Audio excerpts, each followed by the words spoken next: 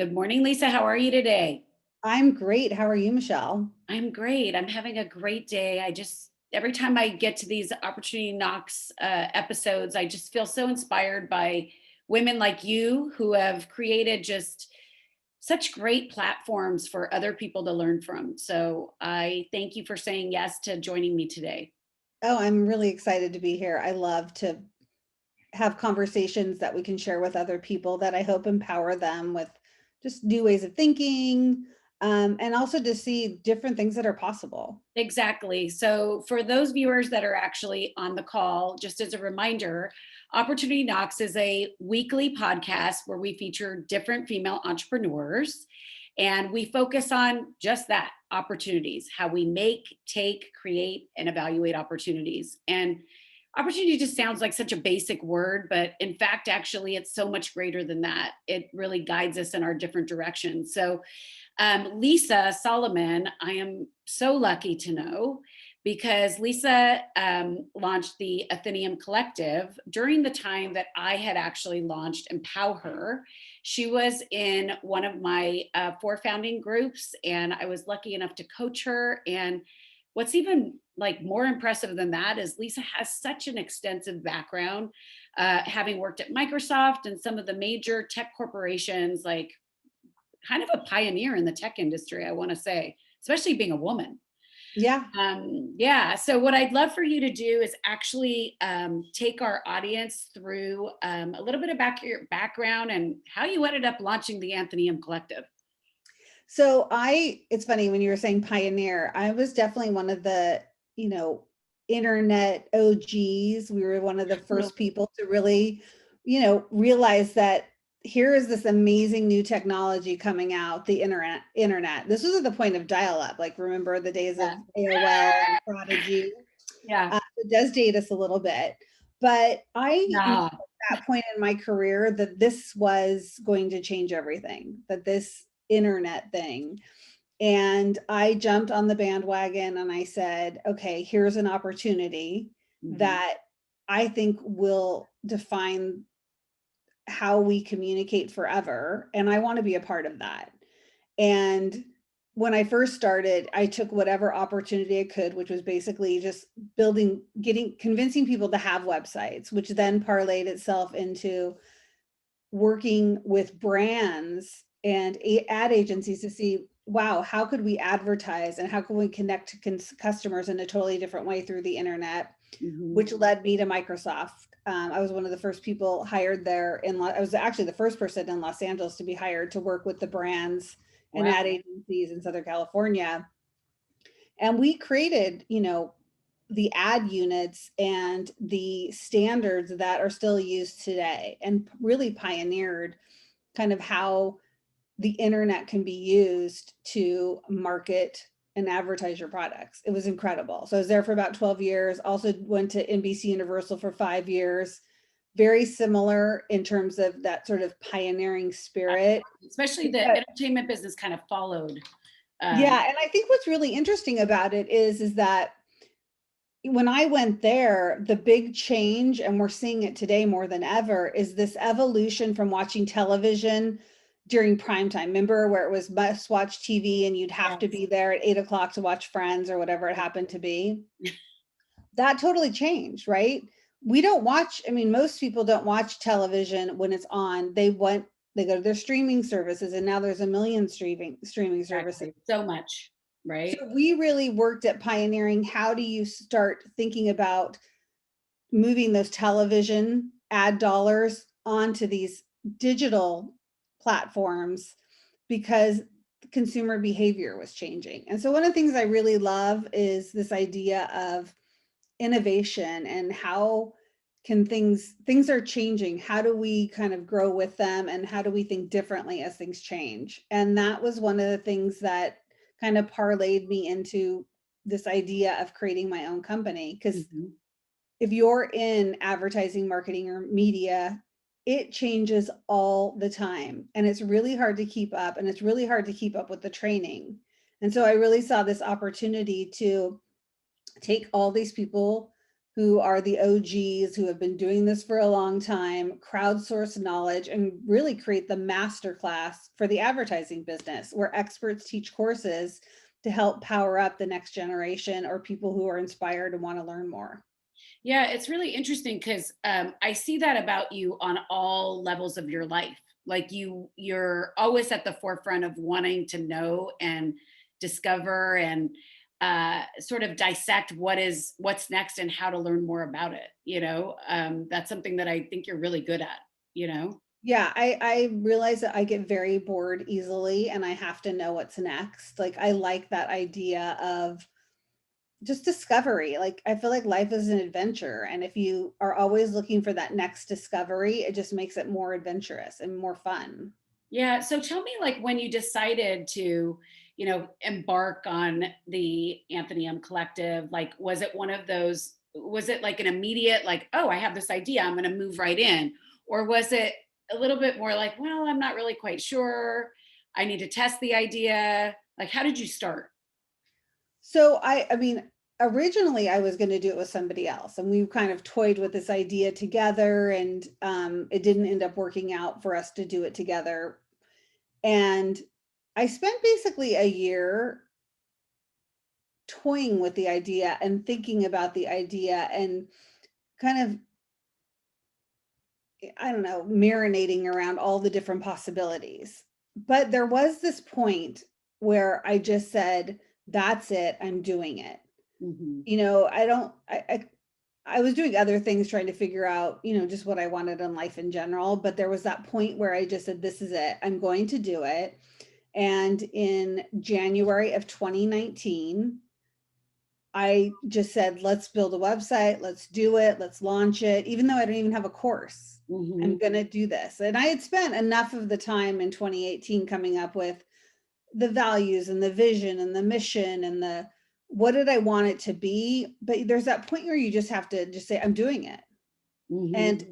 every day you do something that moves that vision forward.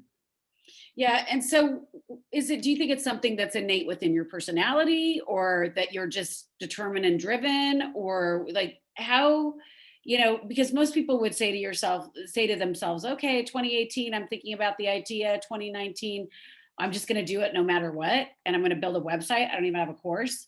So it's almost like most people would actually start to design the course, Yes. right? Yeah, exactly. And I think it really depends on your personality. Like I'm a doer. Hmm. I know I that about you. like to do things. Like I don't like to spend a lot of time in this the the machinations of something. I just want to do it. And what I love about just doing it is that you're going to learn along the way, right? You're going to take all of those learnings, you're going to take all of this, what did I do right? What I could have done better, and then you just iterate and make it better and better and better. But if you never start, and you just spend all that time in your head or writing things down, like that doesn't going to do anything. You just have to, it's like that, what do they call it, the MVP, that minimum viable product. I had the idea, I knew I could make the products, and it was just a matter of just doing it, moving forward. I think that, I couldn't let that stop me. It was too important. So what would you say, for someone that is like, permeating and like sort of like simmering on this idea, like, where's the first place to start? Do you think it's your passion, or do you think it's do you believe in, some people believe, oh, I have to have a business plan and, the viability and all of that. Like, where do you start? Well, obviously I didn't start with viability or a business plan. I love that because we both because come because we both it's come from changed. that world where we had Yeah, to do the business plan. yeah.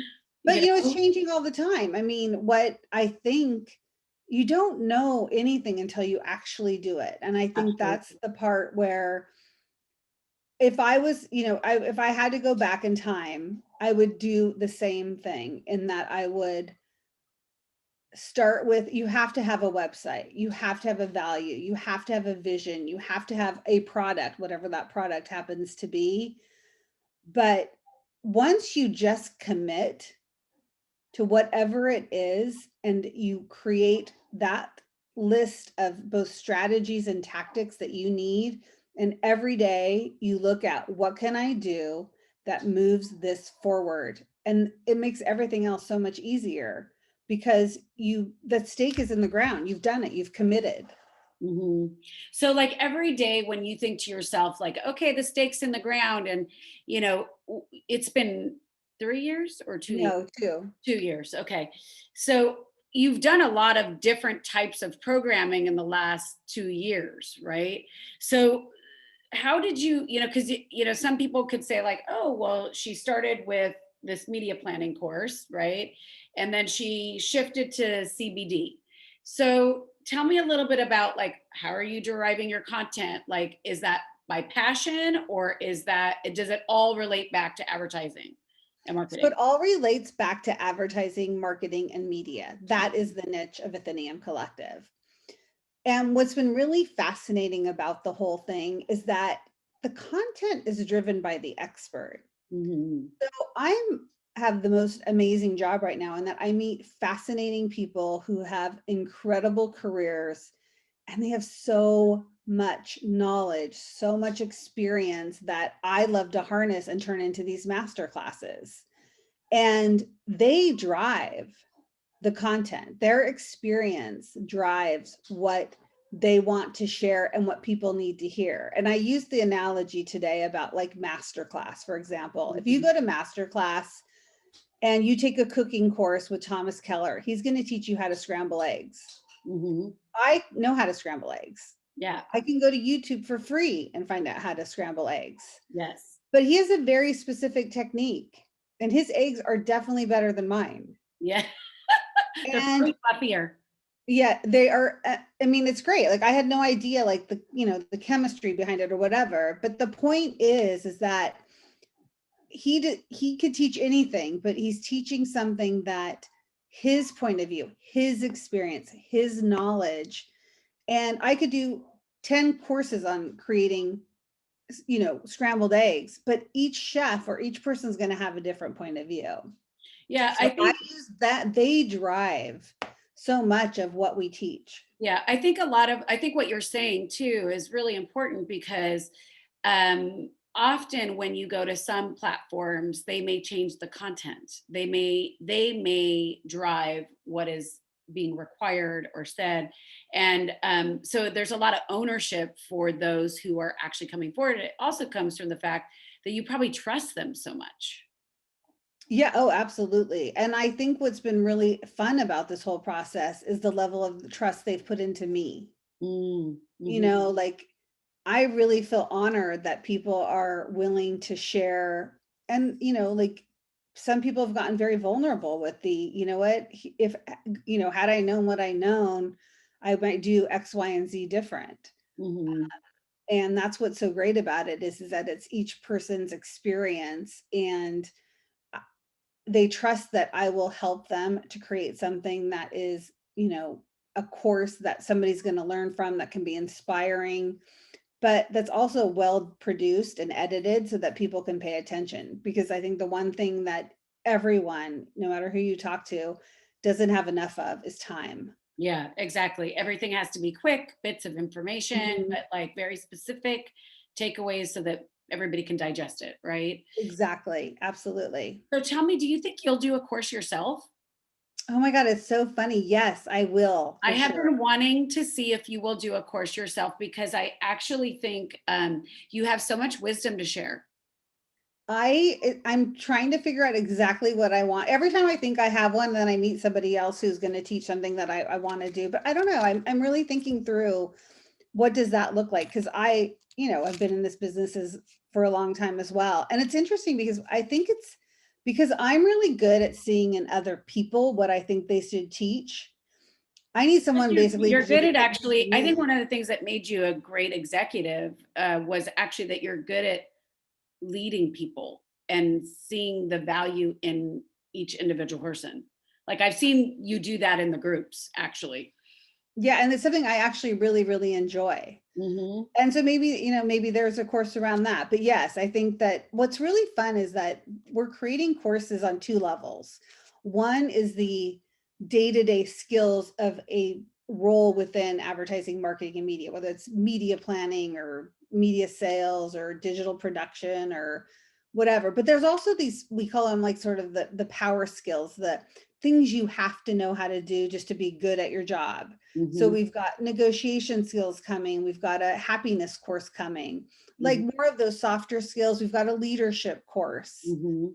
I love Um, that you're calling them power skills because it's interesting coming from the coaching world is that so often people do refer to them as soft skills. But as you just said, those are the skills that actually make you successful at your job. mhm.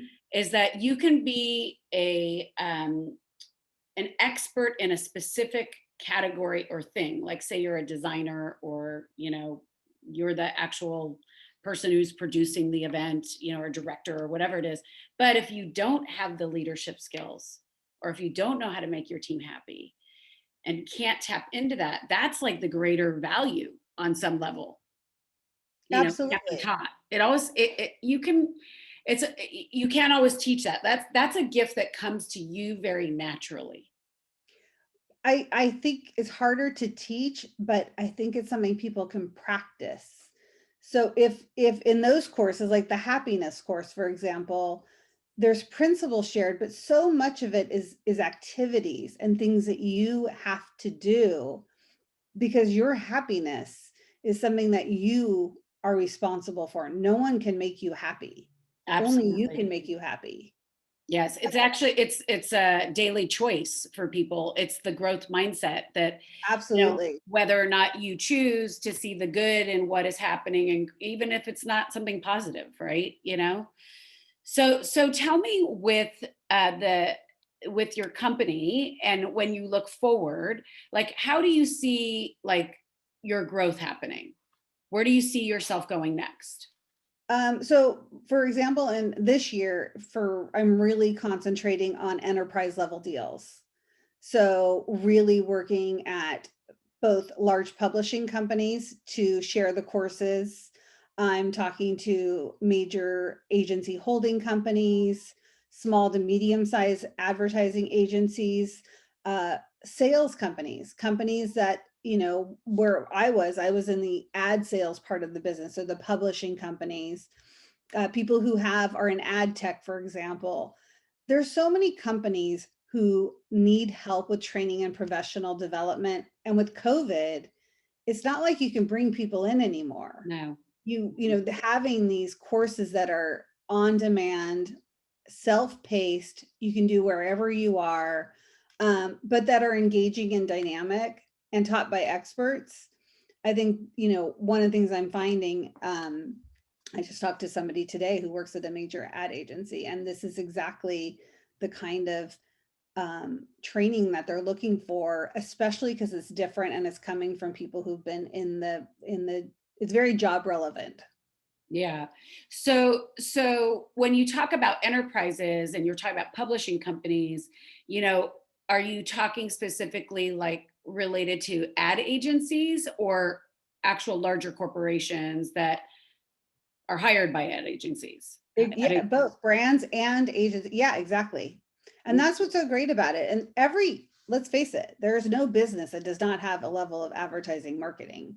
absolutely. Well, it's hard to coexist without it. Yeah, Um, exactly. and I think that that's the thing is that for you coming into having that background and that ability to truly kind of cater your messaging to your audience, it's super helpful for you, like when gaining your clientele. So how does somebody like, how did you decide, okay, it's the master class for marketing executives and agency and media planning. So I go there and I select a course and I could just take it, or do I have to become a member, or like how Right would now, you advise that? each course is individualized that I go to the website, I see the different courses.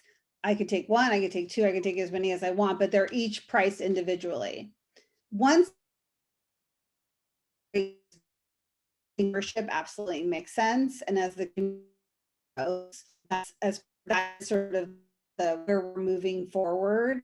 Mhm. But it's like a store. I feel like, if you have 4 pair of shoes, might not be every when you have 200 of shoes, there's going to be something for everybody. Exactly. So what would you say drives you every day?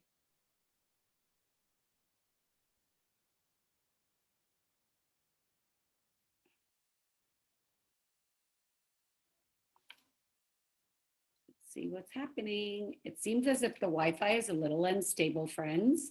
Let me wait 1 second and see if we can get Lisa back on. Okay, hold on 1 second, friends. Something's going to happen. Like, I'm moving myself forward. Yeah, absolutely.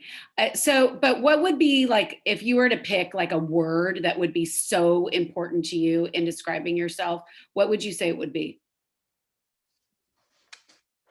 Well, my word for this year I love it. You have is grit. Ooh, okay. And why is that? Curiously. Well, because I have my little paper right here that I've created to remind myself. You can't really see it, but yes, I think it's because it's this idea of this, I like the idea of a diligent spirit, right? Mm. Somebody who keeps pressing on no matter what in order to hit their goals. And I think that that's one of the things. I feel like life is like a marathon, right? Absolutely. And you have to be determined, and you have to have this sort of keep going, the sticking to it no matter what. And I really pride myself on being somebody who's determined, who's committed, who's optimistic. I think you're really loyal too. I'm very loyal, and I love people. I love connection. Mhm. And I feel like, wow, what an amazing opportunity. I've founded a company completely dedicated to this idea of connection, knowledge sharing. It's all about people, and I love people. Yeah, absolutely. So it's interesting to me that you would pick the word grit because I just think to myself, that's already who you are. That's so much, it's inherent to who you are. I mean, I definitely think, the other thing that comes forward to me is like, this has been a somewhat serious interview for us because usually we're joking around on some level. But one of the other things that I love about you is that you're super fun. Like you have both sides of you. You're not just this like serious business person that I've climbed up the ranks and blah, blah, blah. Like what makes you so attractive is that you're approachable and you're fun. Yes, I do like being fun. Those people who know me know I am definitely fun. It is so true. But it goes back to the adventurous spirit, right? It's this, even I like to do things that I've never done before, that not risky, crazy shit, but like, I like to have fun. I like to go places. I like to do things. I like to be around people. I like experiences, connections, and all of that to me, I think is super fun. Mm-hmm. And I feel like it still goes kind of hand in hand to the business I'm creating. Yeah, I agree with you. So tell me, like when we're talking about, sort of the fun factor, what are some things that you don't find fun being an entrepreneur? Because not everything's positive. It's not easy. Yeah, I don't like sitting home alone. Mhm. I mean, I will say that that's my biggest thing is, thank God for Zoom and being able to have conversations. I mean, the good part of it is I have met amazing people all over the world, and I network and do a lot of Zoom one-on-ones, probably 2 or 3 a week, and meeting new people I've never met before. Love that. Mhm. But I miss going out. I miss, going out to lunches and coffees and conferences and events, and I miss my friends. I miss vacations. I miss, Vacations. oh Yeah, my God. absolutely. So yeah, so it's interesting. Do you miss working out of the Riveter, or was that not social enough for you? Well, what's funny is that I did like this, luckily Albright, I think, is another social. Is it open? It will be, I think, eventually. And I think that I'll look forward to that. Mhm. And then I don't really miss the co-working because I actually realize that I can get more done At home. at home. Yeah. But I do miss the serendipity of meeting people that you didn't anticipate meeting, and just interaction. Like, I don't know, I definitely miss that. Yeah, that's the extrovert in you that really Yes. needs the people interaction and all that. I relate to that. I relate to that a lot. So when we're talking about opportunities and just thinking about opportunity knocks and our audience, there's a lot of women out there who stop themselves. And what would your advice be to them to get started? I think the one thing I've really, really, really focused on, and I wish I would have done this sooner, is spending time thinking about what I think about. Mm, And I never really spent time, I never really realized that the way I feel is connected to what I think. mm, And when I started spending time journaling about what I think and how that makes me feel, or if I have a feeling that is negative, I stop myself and say, okay, what am I thinking? mhm, And finding the stories that I've told myself that are negative or stressful or create angst within me that stops me from doing things. mhm, I have a better practice now of saying, whoa, whoa, whoa, something's happening. I'm not doing something. I'm not acting because of something I'm thinking.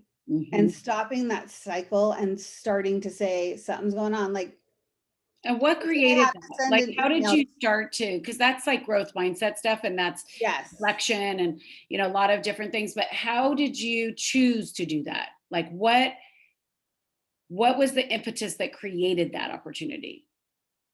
I think a part of it goes back to this entrepreneurial journey. I don't think that you can be an entrepreneur if you're not willing to get completely out of your comfort zone.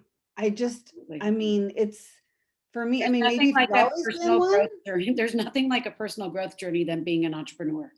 Yeah, exactly. But so I think that part of it is that part of it is, I don't know, maybe it was just a point in my life where I just decided I really want this next chapter of my life to be uh, successful. I want it to be the balance of all the things that matter to me. I want to build and create something successful. And in order to do that, I have to really understand who I am and what I offer. Absolutely. I mean, it's spot on because realistically, how are you going to offer that? It's whole self, like we talk about. Yeah, it How are is. you It's going to offer something out absolutely. to the client if you don't even clearly know who you are or what you're offering? Because it's all our businesses, when you're an entrepreneur, is so integrated to you, the essence of you. But what's really interesting is that, and I've had this conversation, is that this is no matter what part of the business in you are anymore, you are a personal brand. And Absolutely. the future is going to be more and more about your own personal brand. It doesn't matter where you work, but you need to start figuring out what is your brand? What do you want your brand to be? What feels authentic to you? And start building that. Like, I What's your wish I would unique have point done of this a long time differentiation? ago. Like, what do you do versus that person does? I so agree with you. It's interesting because years ago I did this brand presentation. It was actually a personal development presentation, but it was called Brand New You, KNEW. And I think the thing is that I was just talking about this on a different interview. So many people get misaligned. They lose who they are and don't understand who their brand is in the first place. And so they can't come back home. They can't come back and say, wow, what do I really represent? What do I stand for? And I think those are really wise words, really And wise. they're more than the title that you are, Oh, yeah, right? And absolutely. when you're in that role and you just know that it's not the right one, but you've lost yourself in sort of whatever it is, that's a great time to just take stock and say, who am I? What makes me happy? And what do I want to do moving forward? And I Yeah. think that's the great thing is we all have opportunities to reinvent ourselves. If you have a growth mindset, truly, I mean, you can do anything you want if you put your mind to it. Oh, absolutely. Well, I think that the reason why, even COVID, like people had a choice Mhm. of whether or not they wanted to kind of try to continue to live life that as usual, which obviously none of us really had that choice. But it's been a perfect opportunity for people to really take inventory of what's important and who they are. And I can't agree with you more that that's like, it's a necessity, and particularly now, because we have a choice. We really do. You have a choice now as to where you want to be. So, anyways, is there anything last that, because I know time is of the essence, that you would love to share with the audience around entrepreneurship or taking opportunities or um, self growth and personal development? I think if you can, I definitely recommend either getting a coach or joining groups, finding community that can help you do some of this work. I would say it's very difficult to do it by yourself. Like I feel fortunate that whether, working with you, or other groups, I've Like, done, you're a group junkie. I like it. I mean, but Yeah, it helps it does because help. It holds you accountable. it holds me accountable, but also inspires me because I can hear from other people. I feel like I'm not alone. And I think just sometimes being away from your desk or your environment and you just go somewhere and you're with like-minded people, you'd be surprised at what's going to come out of your mind. You Yeah, know, exactly. I mean, I think it's really important that you take time for those reflections, and I also I learned so much from other people. I'm inspired by other people all the time. That's one of the reasons why I started the podcast. Right? Is yeah, that absolutely. And it's I think back to the one exercise that we did that I think about all the time, and I still have my cards, Mm, is the values. my cards are coming out this year. Those cards, I think about, and so just for people who are listening or watching, that Michelle gave us a stack, I mean, a huge stack of all these cards that are values. Yes, and you had to go through them and figure out your values. And it was interesting because some of the words were similar, but yet they were different. And you could get it down to maybe 10, but then getting it to those last five really takes some nuance of understanding, you know, what do you really truly value. But once you get it down to those five, I mean, freedom. I think I felt so empowered to be Mhm. able to really use those for how I make choices. They are the values I've used to create this business. I have a blog post on them. I mean, yeah. Yeah, yeah. I that really means a lot, and that was just a total opportunity. So speaking of times where you sit and brainstorm and like, do you make it or not? And should it be more perfect, right? Before you move forward. I have to say, I don't know one person that's never been moved by them, which is why we need to create them. Yes, So absolutely. Exactly. absolutely. So yeah, it's amazing, and I really appreciate you saying that. That really landed. So I want to leave people with where they can reach you, my inspiring friend and colleague, and I also want to leave them with your Instagram and your classes and your coursework, please. Yeah. So you can always follow me on Instagram. So I'm at Athenium Collective, and you can see it on the so if you want to see how to spell it, atheniumcollective.com. I actually do some live power up conversations on Instagram. Their So you can lives, always they're follow amazing. those. And then I'm on Facebook as well. Lisa Solomon. I'm on Twitter at Lisa So Ad Gal. I am, and obviously Athenium Collective is in all of those as well. But yes, I am always available to go to atheniumcollective.com. You can check out a lot of the courses that we have. We're always creating new ones. And if you're an expert in something and want to teach something, call me.